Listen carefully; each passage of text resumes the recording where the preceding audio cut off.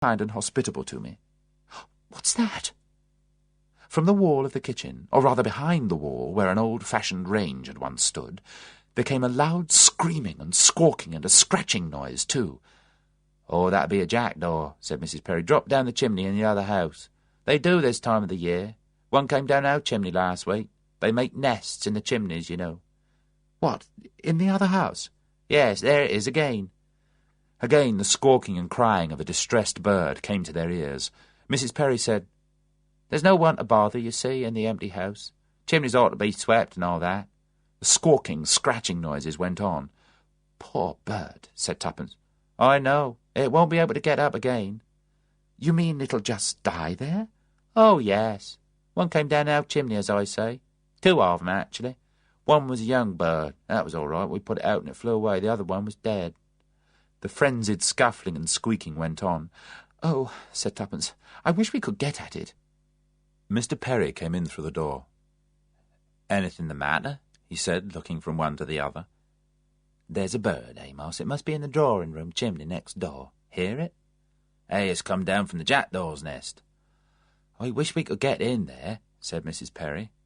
"Ah, you can't do anything. They'll die from the fright, if nothing else." "Then it'll smell," said Mrs. Perry.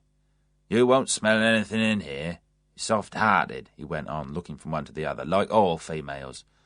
Oh, we'll get it if you like." "Why is one of the windows open?" "We can get in through the door." "What door?" "Outside here in the yard. Kegs hanging up among those." He went outside and along to the end, opening a small door there. It was a kind of potting shed, really, but a door from it led into the other house, and near the door of the potting shed were 6 or 7 rusty keys hanging on a nail. "This one fits," said Mr. Perry. He took down the key and put it in the door, and after exerting a good deal of cajolery and force, the key turned rustily in the lock. "I went in once before," he said, "when I heard water running. Somebody had forgotten to turn the water off properly." He went in, and the 2 women followed him. The door led into a small room which still contained various flower vases on a shelf and a sink with a tap. "A flower room, I shouldn't wonder," he said, "where people used to do the flowers. See? Lot of the vases left here." There was a door out of the flower room. This was not even locked. He opened it, and they went through. It was like, Tuppence thought, going through into another world. The passageway outside was covered with a pile carpet. A little way along there was a door half open, and from there the sounds of a bird in distress were coming. Perry pushed the door open, and his wife and Tuppence went in. The windows were shuttered, but one side of a shutter was hanging loose, and light came in. Although it was dim, there was a faded but beautiful carpet on the floor, a deep sage green in colour. There was a bookshelf against the wall, but no chairs or tables. The furniture had been removed, no doubt. The curtains and carpets had been left as fittings to be passed on to the next tenant. Mrs. Perry went towards the fireplace. A bird lay in the grate, scuffling and uttering loud squawking sounds of distress. She stooped, picked it up, and said, "Open the window if you can, Amos." Amos went over, pulled the shutter aside, unfastened the other side of it, and then pushed at the latch of the window. He raised the lower sash, which came gratingly. As soon as it was open, Mrs. Perry leaned out and released the jackdaw. It flopped onto the lawn, hopped a few paces. "Better kill it," said Perry. "It's damaged." "Oh, leave it a bit," said his wife. "You never know. They recover very quickly, birds. It's fright that makes them so paralysed looking." Sure enough, a few moments later, the jackdaw, with a final struggle, a squawk, a flapping of wings, flew off. "I only hope," said Alice Perry, "that it don't come down that chimney again. Contrary things, birds. Don't know what's good for them. Get into a room, they can never get out of it by themselves. Oh," she added, "what a mess." She, Tuppence, and Mr. Perry all stared at the grate. From the chimney had come down a mass of soot, of odd rubble, and of broken bricks. Evidently it had been in a bad state of repair for some time. "Somebody ought to come and live here," said Mrs. Perry, looking round her. "Somebody ought to look after it," Tuppence agreed with her. "Some builder ought to look at it or do something about it, or the whole house will come down soon. Probably water has been coming through the roof in the top rooms. Yes, look at the ceiling up there, it's come through there. Oh, what a shame," said Tuppence, "to ruin a beautiful house. It really is a beautiful room, isn't it?" She and Mrs. Perry looked together round it appreciatively. Built in 1790, it had all the graciousness of a house of that period. It had had originally a pattern of willow leaves on the discoloured paper. "That's a ruin now," said Mr. Perry. Tuppence poked the debris in the grate. "One ought to sweep it up," said Mrs. Perry. "Now what do you want to bother yourself with a house that don't belong to you?" said her husband. "Leave it alone, woman. Be in just as bad a state tomorrow morning." Tuppence stirred the bricks aside with a toe. "Oh!" she said with an exclamation of disgust. There were 2 dead birds lying in the fireplace. By the look of them, they had been dead for some time. "That's the nest that come down a good few weeks ago. That's a wonder it don't smell more than it does," said Perry. "What's this thing?" said Tuppence. She poked with her toe at something lying half hidden in the rubble. Then she bent and picked it up. "Don't you touch a dead bird," said Mrs. Perry. "It's not a bird," said Tuppence. "Something else must have come down the chimney." "Well, I never," she added, staring at it. "It's a doll. It's a child's doll." They looked down at it, ragged, torn, its clothes in rags, its head lolling from the shoulders.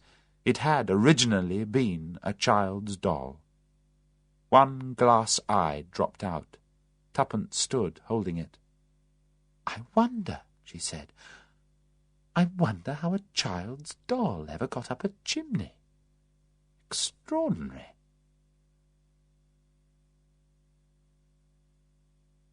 Chapter 8. Sutton, Chancellor. After leaving the canal house, Tuppence drove slowly on along the narrow winding road which she had been assured would lead her to the village of Sutton, Chancellor. It was an isolated road. There were no houses to be seen from it, only field gates from which muddy tracks led inwards.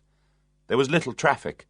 One tractor came along, and one lorry proudly announcing that it carried Mother's Delight and the picture of an enormous and unnatural-looking loaf.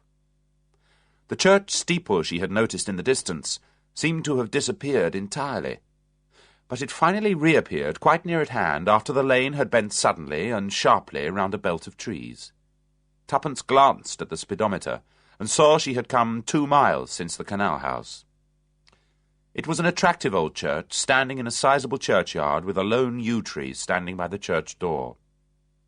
Tuppence left the car outside the lich gate, passed through it, and stood for a few moments surveying the church and the churchyard round it. Then she went to the church door with its rounded Norman arch and lifted the heavy handle. It was unlocked, and she went inside. The inside was unattractive. The church was an old one, undoubtedly, but it had had a zealous wash-and-brush-up in Victorian times. Its pitch-pine pews and its flaring red and blue glass windows had ruined any antique charm it had once possessed. A middle-aged woman in a tweed coat and skirt was arranging flowers in brass vases round the pulpit. She had already finished the altar. She looked round at Tuppence with a sharply inquiring glance. Tuppence wandered up an aisle, looking at memorial tablets on the walls. A family called Warrender seemed to be most fully represented in early years. All of the Priory, Sutton Chancellor.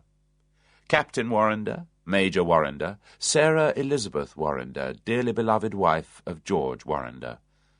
A newer tablet recorded the death of Julia Stark, another beloved wife, of Philip Stark, also of the Priory, Sutton Chancellor. So it would seem the Warrenders had died out. None of them were particularly suggestive or interesting. Tuppence passed out of the church again and walked round it on the outside. The outside, Tuppence thought, was much more attractive than the inside. Early perp and deck, said Tuppence to herself, having been brought up on familiar terms with ecclesiastical architecture. She was not particularly fond of early perp herself. It was a fair-sized church, and she thought that the village of Sutton Chancellor must once have been a rather more important centre of rural life than it was now. She left the car where it was and walked on to the village. It had a village shop and a post office, and about a dozen small houses or cottages. 1 or 2 of them were thatched, but the others were rather plain and unattractive. There were 6 council houses at the end of the village street, looking slightly self-conscious. A brass plate on a door announced Arthur Thomas, chimney sweep. Tuppence wondered if any responsible house agents were likely to engage his services for the house by the canal, which certainly needed them. How silly she had been, she thought, not to have asked the name of the house. She walked back slowly towards the church and her car, pausing to examine the churchyard more closely. She liked the churchyard. There were very few new burials in it. Most of the stones commemorated Victorian burials and earlier ones, half defaced by lichen and time. The old stones were attractive. Some of them were upright slabs with cherubs on the tops, with wreaths round them. She wandered about, looking at the inscriptions. Warrenders again. Mary Warrender, aged 47. Alice Warrender, aged 33. Colonel John Warrender, killed in Afghanistan. Various infant Warrenders, deeply regretted, and eloquent verses of pious hopes. She wondered if any Warrenders lived here still. They'd left off being buried here, apparently. She couldn't find any tombstones later than 1843. Rounding the big yew tree, she came upon an elderly clergyman who was stooping over a row of old tombstones near a wall behind the church. He straightened up and turned round as Tuppence approached. "Good afternoon," he said pleasantly. "Good afternoon," said Tuppence, and added, "I've been looking at the church." "Ruined by Victorian renovation," said the clergyman. He had a pleasant voice and a nice smile. He looked about 70, but Tuppence presumed he was not quite as far advanced in age as that, though he was certainly rheumatic and rather unsteady on his legs. "Too much money about in Victorian times," he said sadly. "Too many ironmasters. They were pious, but had, unfortunately, no sense of the artistic, no taste. Did you see the east window?" He shuddered. "Yes," said Tuppence. "Dreadful," she said.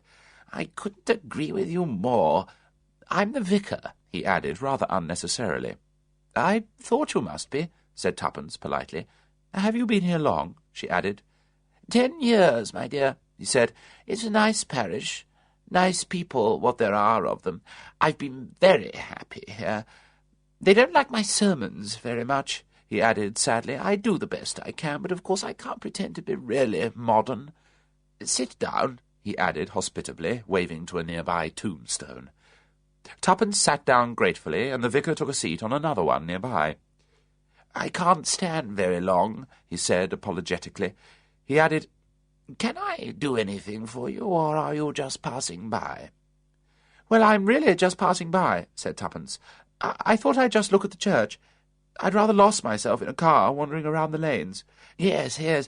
Very difficult to find one's way about around here. A lot of signposts are broken, you know, and the council don't repair them as they should," he added.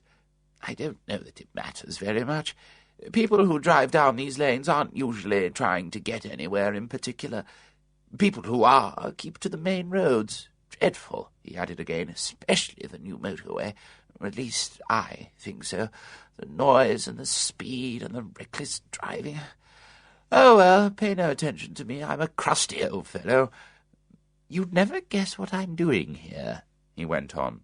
"Well, I saw you were examining some of the gravestones," said Tuppence. "Has there been any vandalism? Have teenagers been breaking bits off them?" "No. One's mind does turn that way nowadays, what with so many telephone boxes wrecked and all those other things that these young vandals do. Poor children. They don't know any better, I suppose. Can't think of anything more amusing to do than to smash things. Sad, isn't it? Very sad." "No," he said. "There's been no damage of that kind here. The boys round here are a nice lot on the whole. No, I'm just looking for a child's grave." Tuppence stirred on her tombstone. "A child's grave?" she said. "Yes. Somebody wrote to me. A Major Waters. He asked if by any possibility a child had been buried here. I looked it up in the parish register, of course, but there was no record of any such name. All the same, I came out here and looked round the stones. I thought, you know, that perhaps whoever wrote might have got hold of some wrong name, or that there had been a mistake." "What was the Christian name?" asked Tuppence. "He didn't know. Perhaps Julia, after the mother." "How old was the child?" "Again, he wasn't sure. rather vague, the whole thing. I think myself that the man must have got hold of the wrong village altogether. I never remember a Waters living here, or having heard of one." "What about the Warrenders?" asked Tuppence, her mind going back to the names in the church. "The church seems full of tablets to them, and their names are on lots of gravestones out here." "Ah, that family's died out by now. They had a fine property, an old 14th century priory. It was burnt down. Nearly 100 years ago now, so I suppose any Warrenders there were left went away and didn't come back. A new house was built on the site by a rich Victorian called Stark. Very ugly house, but comfortable, they say, very comfortable. Bathrooms, you know, and all that. I suppose that sort of thing is important." "It seems a very odd thing," said Tuppence, "that someone should write and ask you about a child's grave." "Somebody, a relation?" "The father of the child," said the vicar. "One of these war tragedies, I imagine. A marriage that broke up when the husband was on service abroad. The young wife ran away with another man while the husband was serving abroad. There was a child he'd never seen. She'd be grown up by now, I suppose, if she were alive. Must be 20 years ago or more." "Isn't it a long time after to be looking for her?" "Well, apparently he only heard there was a child quite recently. The information came to him by pure chance. Curious story, the whole thing." "What made him think that the child had been buried here?" "Well, I gather somebody who had come across his wife in wartime had told him that his wife had said she was living at Sutton, Chancellor. It happens, you know. You meet someone, a friend or acquaintance you haven't seen for years, and they sometimes can give you news from the past that you wouldn't get in any other way. But she's certainly not living here now. Nobody of that name has lived here, not since I've been here, or in the neighbourhood, as far as I know. Of course, the mother might have been going by another name. However, I gather the father is employing solicitors and inquiry agents and all that sort of thing. They'll probably be able to get results in the end. It will take time." "Was it your poor child?" murmured Tuppence. "I beg your pardon, my dear?" "Nothing," said Tuppence. "Something somebody said to me the other day. Was it your poor child? It's rather a startling thing to hear suddenly. But I don't really think the old lady who said it knew what she was talking about." "Oh, I know. I'm often the same. I say things, and I don't really know what I mean by them. Most vexing." "I expect you know everything about the people who live here now," said Tuppence. "Well, there certainly aren't very many to know. Yes. Why? Is there someone you wanted to know about?" "I wondered if there had ever been a Mrs. Lancaster living here." "Lancaster? No, I don't think I recollect that name." "And there's a house. I was driving today rather aimlessly, not minding particularly where I went, just following lanes." "I know. Very nice, the lanes round here. And you can find quite rare specimens, botanical, I mean, in the hedges here. Nobody ever picks flowers in these hedges. We never get any tourists round here or that sort of thing. Yes, I've found some very rare specimens sometimes. Dusty crane's bell, for instance." "There was a house by a canal," said Tuppence, refusing to be sidetracked into botany, "near a little hump-backed bridge. It was about 2 miles from here. I wonder what its name was." "Let me see. Canal, hump-backed bridge.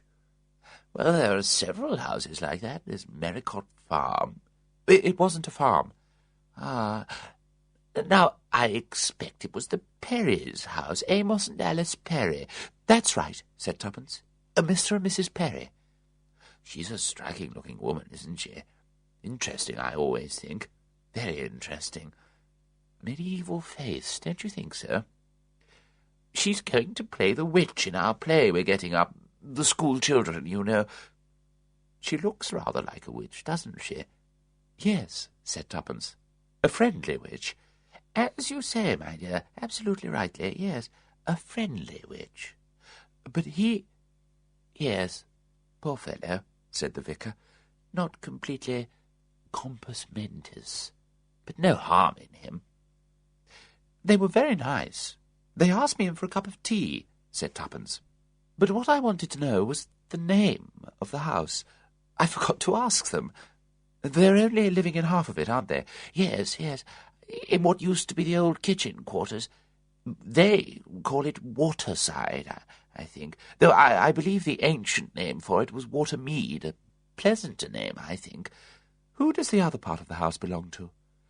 "Well, the whole house used to belong originally to the Bradleys. That was a good many years ago.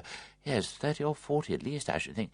And then it was sold, and then sold again, and then it remained empty for a long time. When I came here, it was just being used as a kind of weekend place by some actress, Miss Margrave, I believe. She was not here very much, just used to come down from time to time. I never knew her. She never came to church. I saw her in the distance sometimes. Beautiful creature. Very beautiful creature." "Who does it actually belong to now?" Tuppence persisted. "I've no idea. Possibly it still belongs to her. The part the Perrys live in is only rented to them." "I recognised it, you know," said Tuppence, "as soon as I saw it, because I've got a picture of it." "Oh, really? Oh, that must have been one of Boscombe's, or was his name Boscobel? Can't remember now. Some name like that. He was a Cornishman, fairly well-known artist, I believe. I rather imagine he's dead now. Yes, he used to come down here fairly often. He used to sketch all round this part of the world. He did some oils here, too. Very attractive landscapes, some of them." "This particular picture," said Tuppence, "was given to an old aunt of mine who died about a month ago. It was given to her by a Mrs. Lancaster. That's why I asked if you knew the name." But the vicar shook his head once more. "Lancaster? Lancaster? No, I don't seem to remember the name. Oh, but here's a person you must ask. Our dear Miss Bligh. Very active, Miss Bligh is. She knows all about the parish. She runs everything. The Women's Institute, the Boy Scouts and the Guides, everything. You ask her. She's very active indeed." The vicar sighed. The activity of Miss Bligh seemed to worry him. "Nellie Bligh, they call her in the village. The boys sing it after her sometimes. Nellie Bligh, Nellie Bligh. It's not her proper name. That's something more like Gertrude or Geraldine." Miss Bligh, who was the tweed-clad woman Tuppence had seen in the church, was approaching them at a rapid trot, still holding a small watering-can. She eyed Tuppence with deep curiosity as she approached, increasing her pace and starting a conversation before she reached them. "Finished my job," she exclaimed merrily. "Had a bit of a rush today. Oh, yes, had a bit of a rush. Of course, as you know, Vicar, I usually do the church in the morning, but today we had the emergency meeting in the parish rooms, and really you wouldn't believe the time it took. So much argument, you know. I really think sometimes people object to things just for the fun of doing so. Mrs. Partington was particularly irritating, wanting everything fully discussed, you know, and wondering whether we'd got enough different prices from different firms. I mean, the whole thing is such a small cost anyway that really a few shillings here or there can't make much difference. And Birkenheads have always been most reliable. I don't think, really, Vicar, you know, that you ought to sit on that tombstone." "Irreverent, perhaps?" suggested the vicar. "Oh, no. No, of course I didn't mean that at all, Vicar. I meant the stone, you know. The damp does come through, and with your rheumatism—" Her eyes slid sideways to Tuppence, questioningly. "Let me introduce you to Miss Bligh," said the vicar. This is... He hesitated. "Mrs. Beresford," said Tuppence. "Ah, yes," said Miss Bligh. "I saw you in the church, didn't I, just now, looking round it? I would have come and spoken to you, called your attention to one or two interesting points, but I was in such a hurry to finish my job." "I ought to have come and helped you," said Tuppence in her sweetest voice, "but it wouldn't have been much use, would it, because I could see you knew so exactly where every flower ought to be." "Well, now, it's very nice of you to say so, but it's quite true. I've done the flowers in the church for, I don't know how many years it is. We let the school children arrange their own particular pots of wild flowers for festivals, though, of course, they haven't the least idea, poor little things. I do think a little instruction, but Mrs. Peake will never have any instruction. She's so particular. She says it spoils their initiative. Are you staying down here?" she asked Tuppence. "Well, I was going on to Market Basing," said Tuppence. "Perhaps you can tell me a nice quiet hotel to stay there." Well, I expect you'll find it a little disappointing. It's just a market town, you know. It doesn't cater at all for the motoring trade. The Blue Dragon is a 2-star, but really I don't think these stars mean anything at all sometimes. I think you'll find the Lamb better, quieter, you know. Are you staying there for long? Oh, no, said Tuppence. Just a day or two while I'm looking round the neighbourhood. Not very much to see, I'm afraid. No interesting antiquities or anything like that. We're purely a rural and agricultural district, said the vicar. But peaceful, you know, very peaceful. As I told you, some interesting wild flowers. Ah, yes, said Tuppence. I've heard that, and I'm anxious to collect a few specimens in the intervals of doing a little mild house-hunting, she added. Oh, dear, how interesting, said Miss Bligh. Are you thinking of settling in the neighbourhood? Well, my husband and I haven't decided very definitely on any one neighbourhood in particular, said Tuppence, and we're in no hurry. He won't be retiring for another 18 months.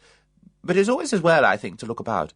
Personally, what I prefer to do is to stay in one neighbourhood for 4 or 5 days, get a list of likely small properties, and drive about to see them. Coming down for 1 day from London to see one particular house is very tiring, I find. Oh, yes, you've got your car here, have you? Yes, said Tuppence. I shall have to go to a house agent in Market Basing tomorrow morning. There's nowhere, I suppose, to stay in the village here, is there? Of course there's Mrs. Copley, said Miss Bligh. She takes people in the summer, you know, summer visitors. She's beautifully clean. All her rooms are. Of course she only does bed and breakfast and perhaps a light meal in the evening. But I don't think she takes anyone in much before August or July at the earliest. Perhaps I could go and see her and find out, said Tuppence. She's a very worthy woman, said the vicar. Her tongue wags a good deal, he added. She never stops talking, not for 1 single minute. A lot of gossip and chattering is always going on in these small villages, said Miss Bligh. I think it would be a very good idea if I helped Mrs. Beresford. I could take her along to Mrs. Copley and just see what chances there are. That would be very kind of you, said Tuppence. Then we'll be off, said Miss Bligh briskly. Goodbye, vicar. Still on your quest? Sad task, and so unlikely to meet with success. I really think it was a most unreasonable request to make. Tuppence said good-bye to the vicar, and said she would be glad to help him if she could. I could easily spend an hour or two looking at the various gravestones. I've got very good eyesight for my age. It's just the name Waters you're looking for. Not really, said the vicar.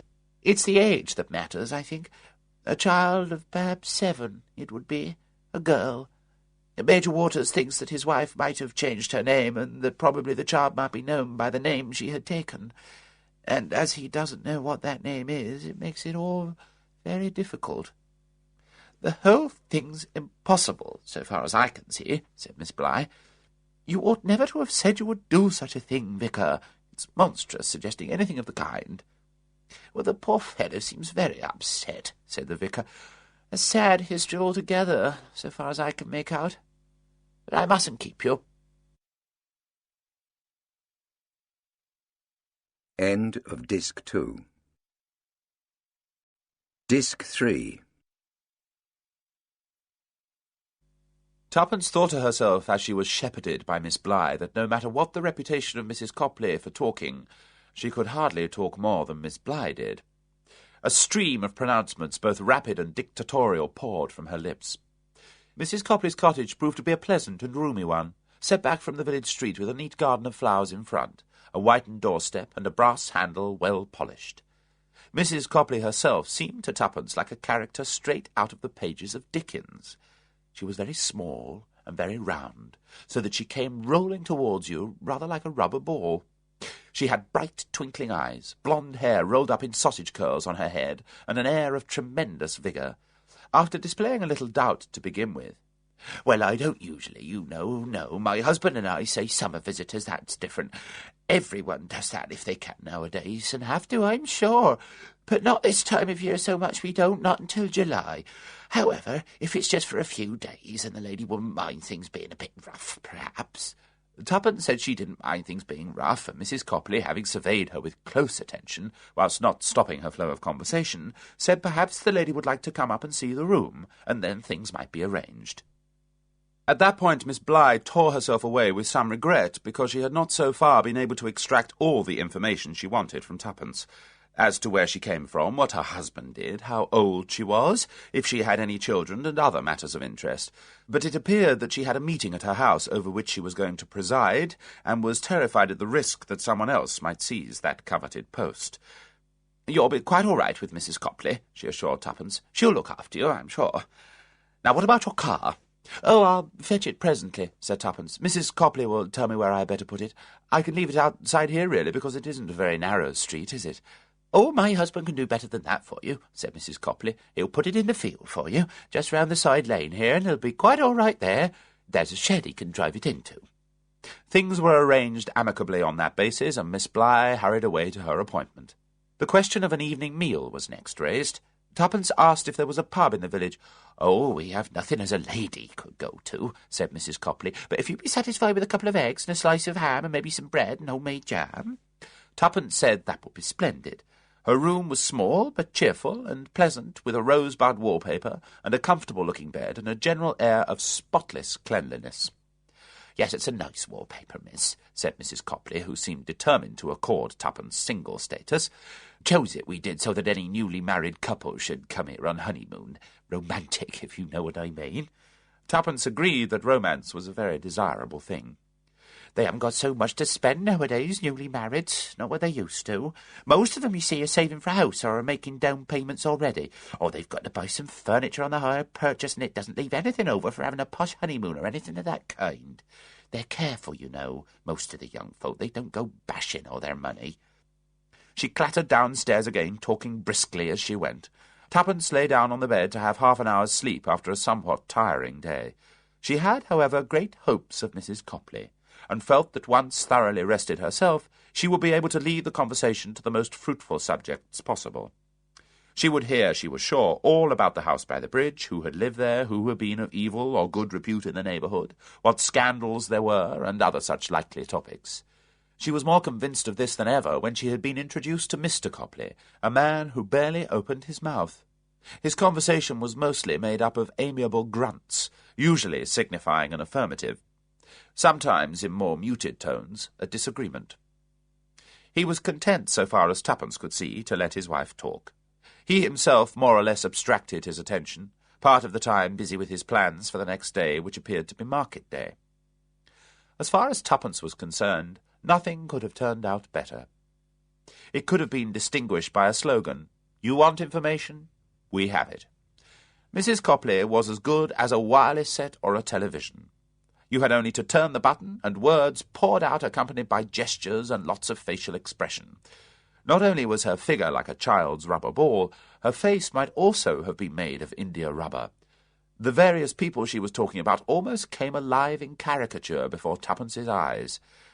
Tuppence ate bacon and eggs, and had slices of thick bread and butter, and praised the blackberry jelly. Homemade, her favourite kind, she truthfully announced, and did her best to absorb the flood of information so that she could write notes down in her notebook later. A whole panorama of the past in this country district seemed to be spread out before her. There was no chronological sequence, which occasionally made things difficult. Mrs. Copley jumped from 15 years ago to 2 years ago to last month, and then back to somewhere in the 20s. All this would want a lot of sorting out, and Tuppence wondered whether in the end she would get anything. The first button she had pressed had not given her any result.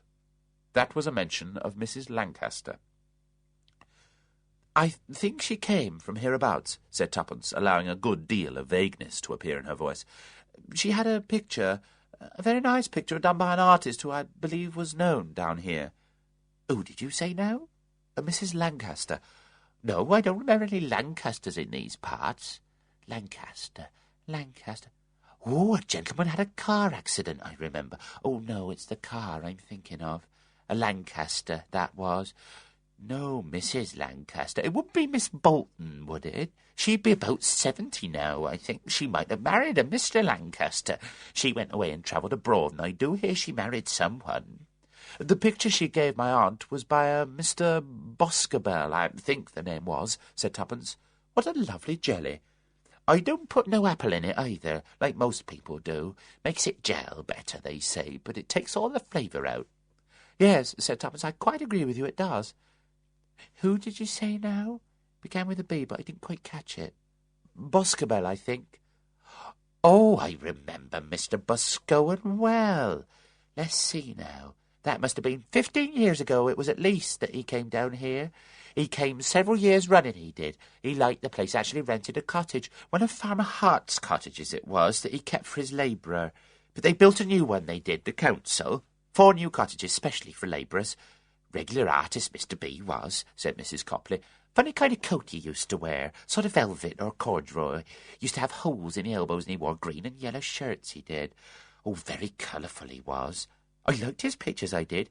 He had a showing of them one year. Round about Christmas time it was, I think. No, of course not. It must have been in the summer. He wasn't here in the winter. Yes, very nice. Nothing exciting, if you know what I mean. Just a house with a couple of trees or 2 cows looking over a fence. But all nice and quiet and pretty colours. Not like some of these young chaps nowadays. Do you have a lot of artists down here? Not really. Oh, no, not to speak of. 1 or 2 ladies comes down in the summer and does sketching sometimes, but I don't think much of them. We had a young fellow a year ago called himself an artist. Didn't shave properly. Can't say I liked any of his pictures much. Funny colours all swirled round anyhow. Nothing you could recognise a bit. Sold a lot of his pictures he did at that, and they weren't cheap, mind you. Ought to have been £5, said Mr. Copley, entering the conversation for the first time so suddenly that Tuppence jumped.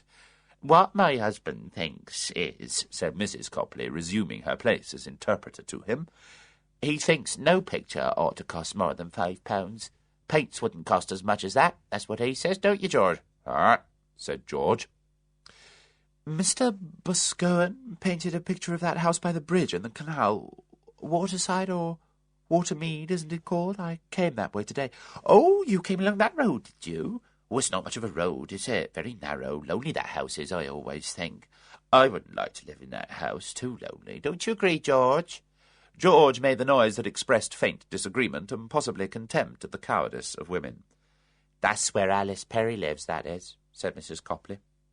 Tuppence abandoned her researches on Mr. Boscowan to go along with an opinion on the Perrys. It was, she perceived, always better to go along with Mrs. Copley, who was a jumper from subject to subject. Queer couple they are, said Mrs. Copley. George made his agreeing sound. Keep themselves to themselves, they do. Don't mingle much, as you'd say. She goes about looking like nothing on earth, Alice Perry does. Mad, said Mr. Copley. Well, I don't know as I'd say that. She looks mad, all right, all that scatty hair flying about, and she wears men's coats and great rubber boots most of the time, and she says odd things and doesn't sometimes answer you right when you ask her a question. But I wouldn't say she was mad. Peculiar, that's all. Do people like her? Nobody knows her, hardly, although they've been here several years. There are all sorts of tales about her, but there's always tales. What sort of tales? Direct questions were never resented by Mrs. Copley, who welcomed them as one who was only too eager to answer. Calls up spirits, they say, at night, sitting round a table. And there's stories of lights coming about the house at night, and she reads a lot of clever books, they say, with things drawn in them, circles and stars. If you ask me, it's Amos Perry's is the one that's not quite all right. He's just simple, said Mr. Copley indulgently. Well, you might be right about that, but there were tales said of him once. Fond of his garden, but doesn't know much. It's only half a house, though, isn't it? Said Tuppence. Mrs. Perry asked me in very kindly. Did she know? Did she really? Oh, I don't know as I'd have liked to go into that house, said Mrs. Copley. Their part of it's all right, said Mr. Copley. Isn't the other part all right? Said Tuppence. The front part that gives on the canal. Well, there used to be a lot of stories about it. Of course, nobody's lived in it for years. They say there's something queer about it. Lots of stories told. But when you come down to it, it's not stories in anybody's memory here. It's all long ago. It was built over 100 years ago, you know.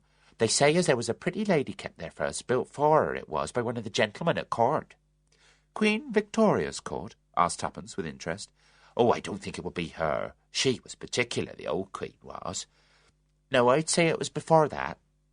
Time of one of them Georges. This gentleman, he used to come down and see her, and the story goes that they had a quarrel and he cut her throat one night. How terrible, said Tuppence. Did they hang him for it? No. Oh, no, there was nothing of that sort.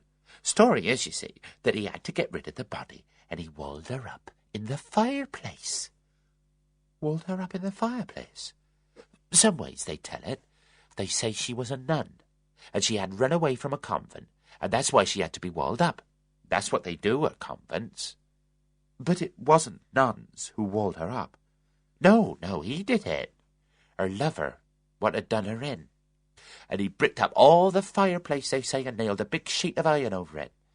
Anyway, she was never seen again, poor soul, walking about in her fine dresses. Some said, of course, she'd gone away with him. Gone away to live in town or back to some other place.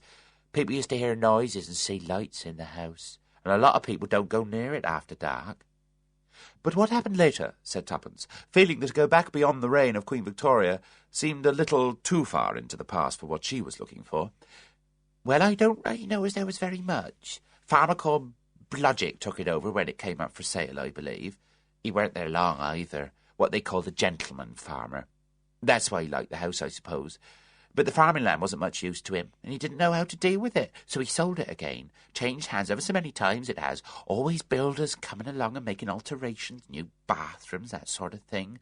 A couple had it who were doing chicken farming, I believe, at one time. But it got a name, you know, for being unlucky. But all that's a bit before my time. I believe Mr. Boscowan himself thought of buying it at one time. That was when he painted the picture of it. What sort of age was Mr. Boscowan when he was down here? 40, I would say, or maybe a bit more than that. He was a good-looking man in his way. Running to fat a bit, though. Great one for the girls, he was. Ah, said Mr. Copley. It was a warning grunt this time. Ah, well, we all know what artists are like, said Mrs. Copley, including Tuppence in this knowledge. Go over to France a lot, you know, and get French ways, they do. He wasn't married? Not then, he wasn't. Not when he was first down here. Bit keen he was on Mrs. Charrington's daughter, but nothing came of it. She was a lovely girl, though, but too young for him. She wasn't more than 25. Who was Mrs. Charrington? Tuppence felt bewildered at this introduction of new characters.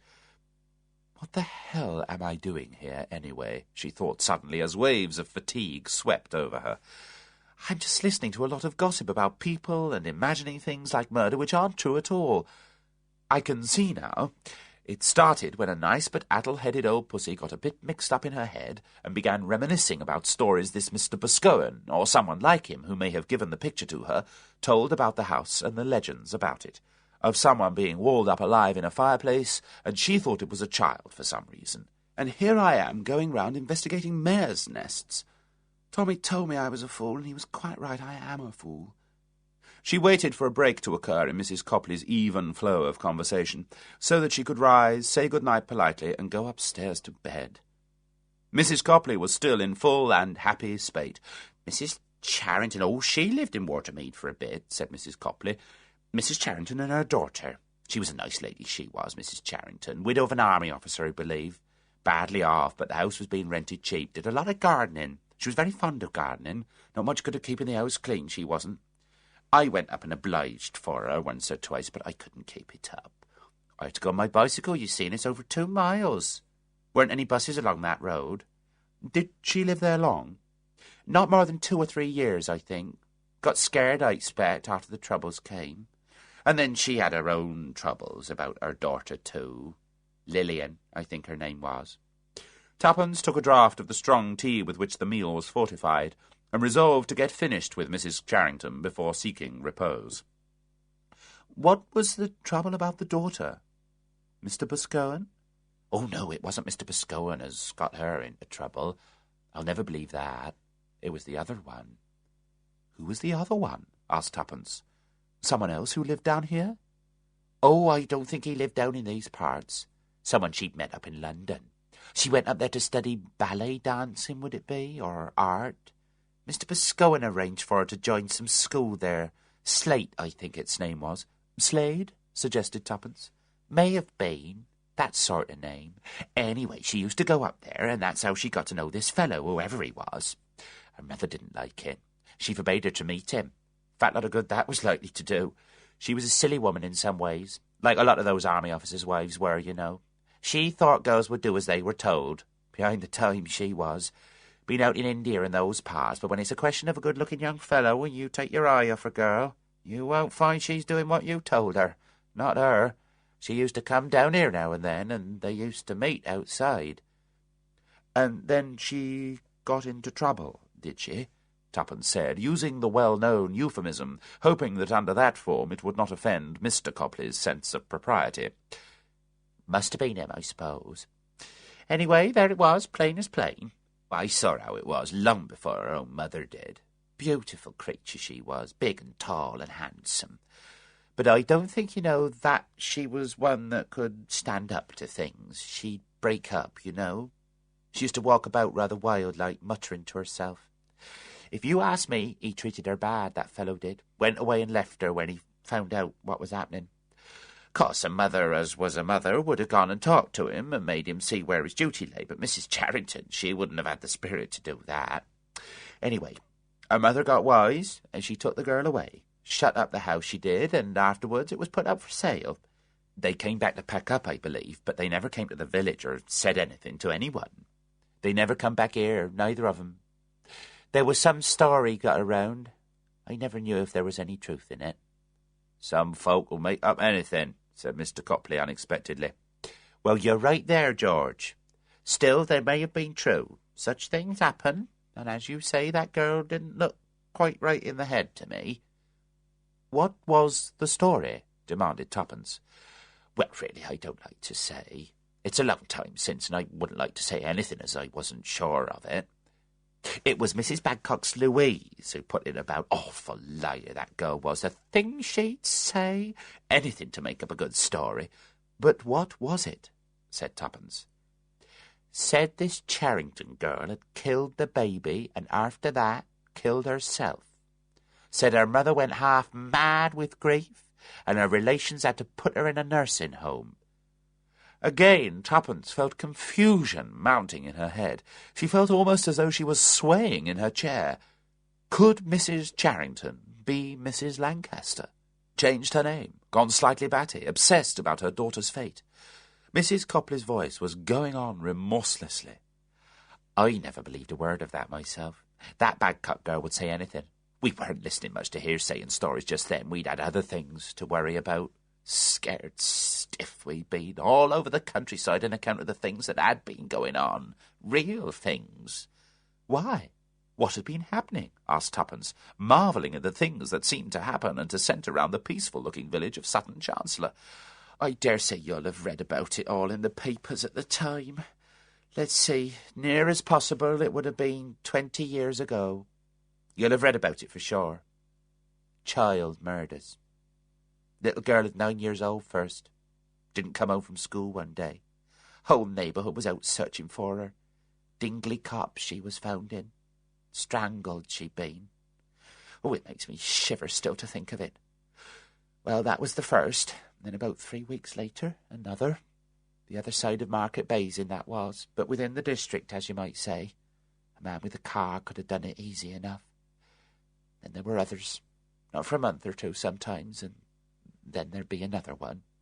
Not more than a couple of miles from here one was, almost in the village, though. Didn't anyone know who'd done it? Oh, they tried hard enough, said Mrs. Copley. Detained a man quite soon, they did. Someone from t'other side of Market Basin. Said he was helping them in their inquiries. You know what that always means. They think they've got him. They pulled in first one and then another, but always after 24 hours or so they had to let him go again. Found out he couldn't have done it, or wasn't in these parts, or somebody gave him an alibi. You don't know, Liz, said Mr. Copley. They may have known quite well who done it. I'd say they did. That's often the way of it, or so I've heard. Police know who it is, but they can't get the evidence. That's wives, that is, said Mrs. Copley. Wives, or mothers, or fathers, even. Even the police can't do much, no matter what they might think. A mother says, my boy was here that night at dinner. Or his young lady says she went to the pictures with him that night, and he was with her the whole time. Or her father says that he and his son were out in the far field together doing something. Well, you can't do anything against it. They may think the father or the mother or his sweetheart's lying, but unless someone else come along and say they saw the boy or the man or whatever it is in some other place, there's not much they can do. It was a terrible time. Right ahead up, we all were round here. When we heard another child was missing, we'd make parties up. Aye, that's right, said Mr. Copley. When they got together, they'd go out and they'd search. Sometimes they found her at once, and sometimes they wouldn't find her for weeks. Sometimes she was quite near home, in a place you'd have thought we must have looked at already. Maniac, I suppose it must have been. Oh, it's awful, said Mrs. Copley in a righteous tone. It's awful that there should be men like that. They ought to be shot. They ought to be strangled themselves. And I'd do it to them for once, if anyone would let me. Any man who kills children and assaults them. What's the good putting them in loony bins and treating them with all their own comforts and living soft? And then sooner or later they let them out again, say they're cured, and send them home. That happened somewhere in Norfolk. My sister lives there, and she told me about it. He went back home, and 2 days later he'd done in someone else. Crazy they are, these doctors, some of them saying these men are cured when they're not. And you've no idea down here who it might have been, said Tuppence. Do you think really it was a stranger? Might have been a stranger to us, but it must have been someone living within, I'd say a range of 20 miles round. Might have been here in this village. You always thought it was, Liz. You get het up, said Mrs. Copley. You think it's sure to be here in your own neighbourhood because you're afraid, I suppose. I used to look at people. So did you, George. You'd say to yourself, I wonder if it could be that chap. He seemed a bit queer lately, that sort of thing. I don't suppose, really, he looked queer at all, said Tuppence. He probably looked just like everyone else. Yes, it could be you've got something there. I've heard it said that you wouldn't know, and whoever it was had never seen mad at all, but other people say there's always a terrible glare in their eyes. Jeffries, he was a sergeant of police here then, said Mr. Copley. He always used to say he had a good idea, but there was nothing doing. They never caught the man? No. Over 6 months it was, nearly a year. Then the whole thing stopped. There's never been anything of that kind round here since.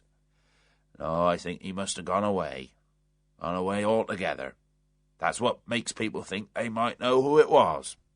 You mean because of people who did leave the district? Well, of course it made people talk, you know. They'd say it might be so-and-so. Tuppence hesitated to ask the next question, but she felt that with Mrs. Copley's passion for talking it wouldn't matter if she did.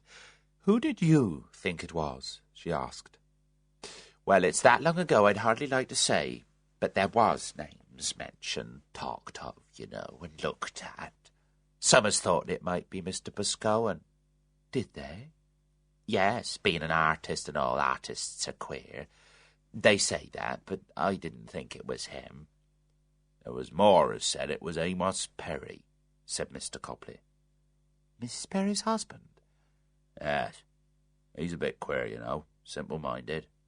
He's the sort of chap that might have done it. Were the Perrys living here, then? Yes, not at Watermead. They had a cottage about 4 or 5 miles away. Police had an eye on him, I'm sure of that. Couldn't get anything on him, though, said Mrs. Copley. His wife spoke for him always. Stayed at home with her in the evenings, he did. Always, she said. Just went along sometimes to the pub on a Saturday night, but none of these murders took place on a Saturday night, so there wasn't anything in that. Besides, Alice Perry was the kind you believe when she gave evidence. She'd never let up or back down. You couldn't frighten her out of it. Anyway, he's not the one. I never thought so. I know I've nothing to go on, but I've a sort of feeling if I'd had to put my finger on anyone, I'd have put it on Sir Philip. Sir Philip? Again, Tuppence's head reeled. Yet another character was being introduced. Sir Philip. Who's Sir Philip? She asked. Sir Philip Stark. Lives up in the Warrender house. Used to be called the Old Priory when the Warrenders lived in it, before it burnt down.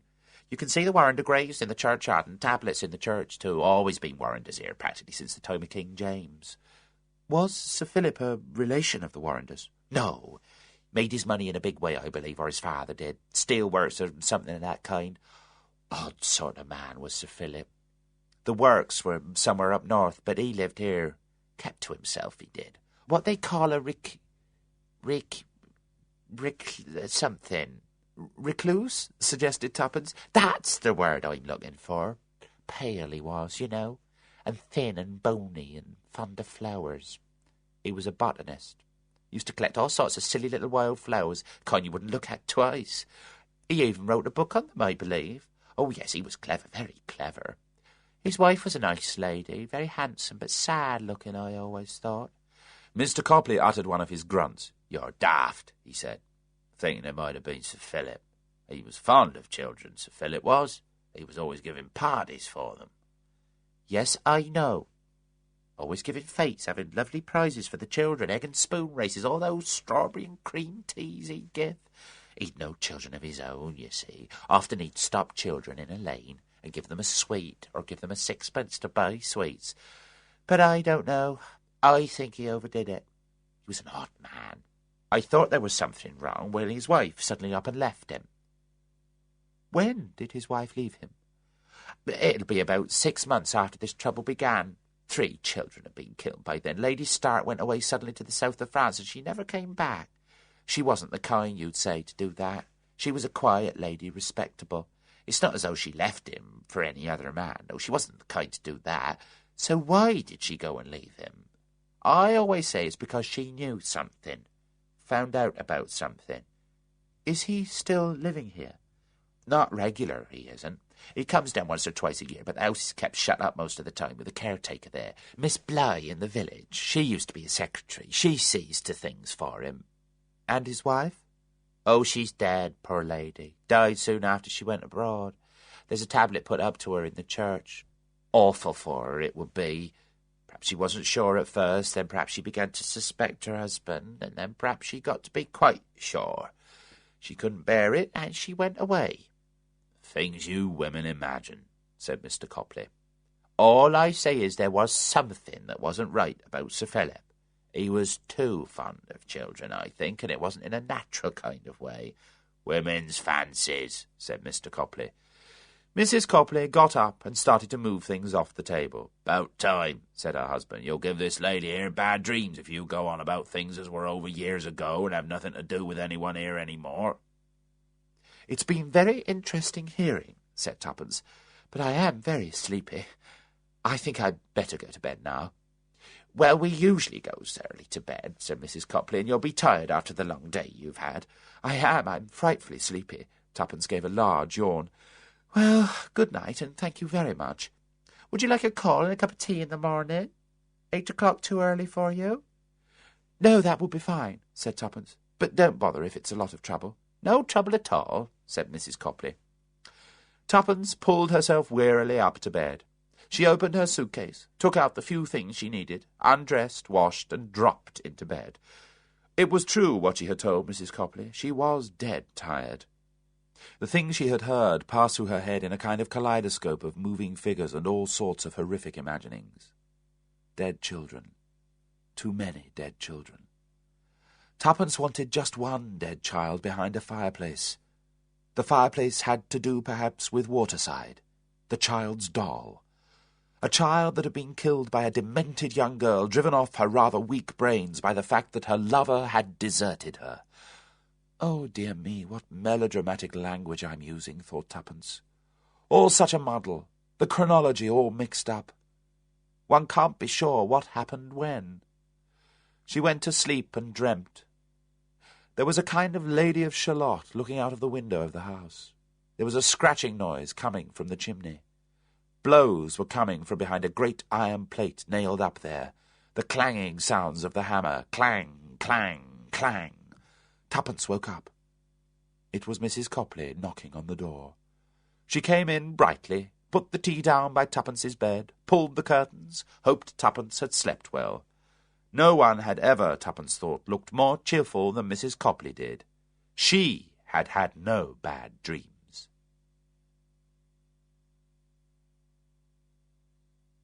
Chapter 9. A Morning in Market Basing.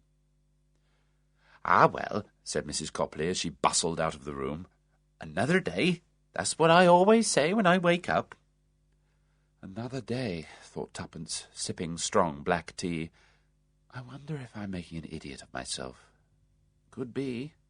Wish I had Tommy here to talk to. Last night muddled me. Before she left her room, Tuppence made entries in her notebook on the